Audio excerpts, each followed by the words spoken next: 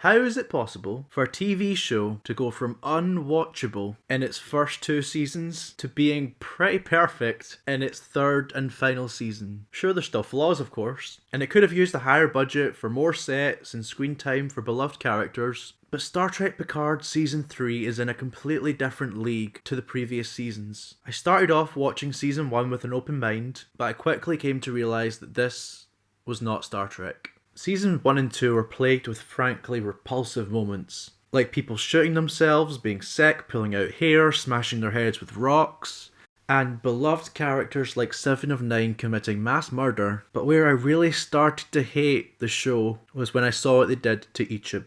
When they took a hopeful young scientist from Voyager and tortured them on screen before being murdered by their loving mentor, it was so disgusting, and it's not something I would ever want to see in a Star Trek show. In my mind, Star Trek should be hopeful and optimistic. Sure, it can't always be a perfect vision of utopia. I know you need some conflict to keep a story interesting. But Star Trek Picard Season 1 and 2 took this to an extreme level, and after begrudgingly finishing Season 2, I decided I wouldn't be watching Season 3 when it aired next year. As the release date approached, I started to notice more and more positive reviews from people who had seen the new season early. They were saying about how the writers had changed and that the show felt completely different. So cautiously, I sat down to watch episode 1, and to my surprise, it held up with the early reviews. The first episode follows Picard after receiving an encoded message from an old friend, Beverly Crusher. And after deciding to help her, he goes to William Riker for advice. The two end up trying to commandeer a starship in order to save her, and eventually they manage to get to Crusher thanks to Seven's help, and angering the ship's captain in the process. Once they are on her ship, they discover that she has a secret son. In episode 2, we see the Titan coming to Picard's rescue against the villainous Shrike. The two captains must decide whether or not to send Jack Crusher over to the enemy. And when Beverly finally reveals that Jack is Picard's son, they decide to fight. After denying handing Jack over to the enemy vessel, Titan is chased through the nebula and tries to escape several times, but thanks to the enemy's stolen portal technology, they are unable to leave. They make one last attempt to escape, but the portal weapon is used against them to deflect their weapons and the Titan is disabled. With the warp core offline, the ship slowly sinks into the crushing depths below.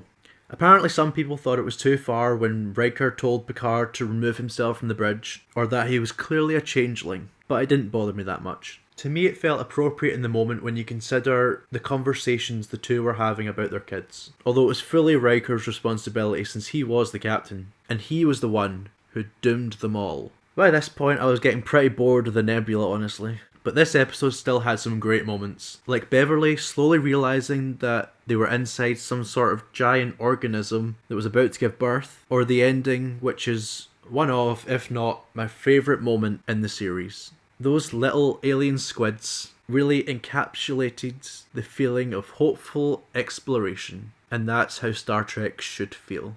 After leaving the nebula, the Titan is confronted by another Starfleet vessel. Admiral Ro Laren comes aboard to complete inspections. It is revealed that some of the crew are changelings. When Ro attempts to return to her ship, the changelings set off an explosive which damages the other Federation vessel, and the Titan is blamed. With the crew now on the run, they go to the Fleet Museum for help. While we're there, we see many old ships, including one of my favourites, Voyager, as well as many others like the Classic Enterprise, the NX-01 Refit Enterprise, and a Klingon bird of prey with a cloaking device. They then use that cloaking device to break into Daystrom Station, where they manage to find and recover Commander Data.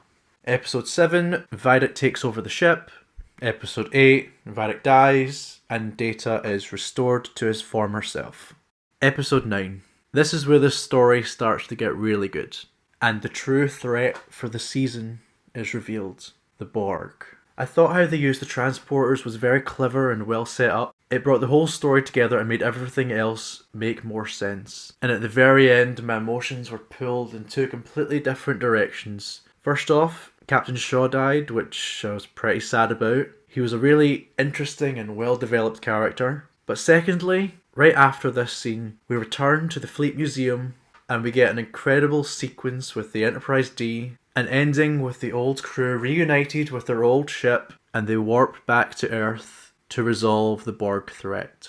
Episode 10 felt really special. Those opening shots of the Enterprise look incredible, and the recordings being played on the bridge really help give the feeling of a larger picture playing out off screen. It really reminds me of Order 66, especially how it is shown in the Clone Wars, when you hear those dreaded words from Palpatine's recording and you know exactly what is about to go down. Somehow it always manages to surprise me, and I always find myself hoping for a different ending. I really need to do a full video focusing on Order 66 at some point.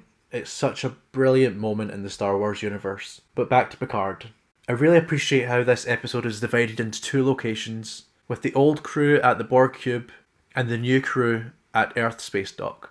Having the two separate was a clever way to show the best of both worlds, allowing the juxtaposition of classic Star Trek and modern Star Trek without the two being mashed together in a way that just wouldn't be satisfying. So many great moments in this episode, especially the last 20 minutes when we got more endings than Lord of the Rings, but I'll allow it. It was a really great finale to a great TV show. First off, I was so thankful to see that Season 3 saw a massive reduction in the elements of horror that were so prevalent in Seasons 1 and 2, and for the most part maintained a hopeful feel throughout. It focused on the best elements of Star Trek, and even managed to undo some of the worst decisions from the seasons prior, like bringing back Data and Q, one of my favourite characters. My personal favourite Star Trek series, as I mentioned, is Voyager.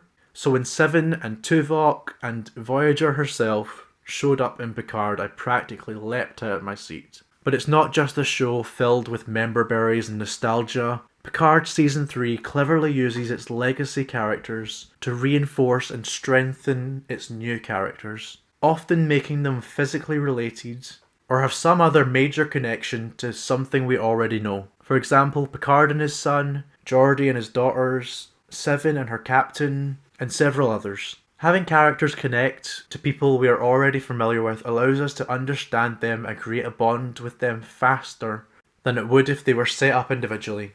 Like when we were introduced to Raffi, Rios, Elnor, Dr. Jurati, Darj, Soji, and so many more characters in the first few episodes of a show focusing on a completely different character altogether in Seasons 1 and 2. The new characters in Season 3 all feel important to the story, whereas the characters in the first two seasons clearly weren't as important, as all except for one got swept under the rug when Season 3 came around.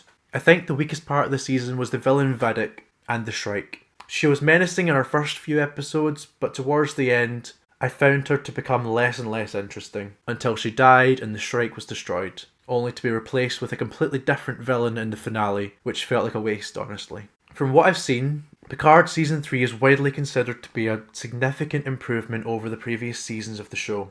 One of the main reasons for this is the shift in tone and focus. While the first two seasons of the show were darker and more brooding, Season 3 takes a more optimistic and hopeful approach. Another major factor contributing to the success of Season 3 is the show's renewed commitment to character development. Picard in particular undergoes a significant transformation in this season, grappling with the consequences of his past actions and rediscovering a sense of purpose through his son Jack. The show also introduces several new characters who are given ample screen time to develop and grow over the course of the season. In terms of plot, Season 3 of Picard is more focused and coherent than its predecessors. The story arc is tightly constructed, with each episode building on the events of the previous. There are also fewer plot threads and subplots to keep track of, which allows for a more streamlined and engaging viewing experience. Finally, the production values of Season 3 are incredible. With impressive visual effects and set designs, the show's creators have clearly invested significant resources into ensuring that the world of Picard feels immersive and believable.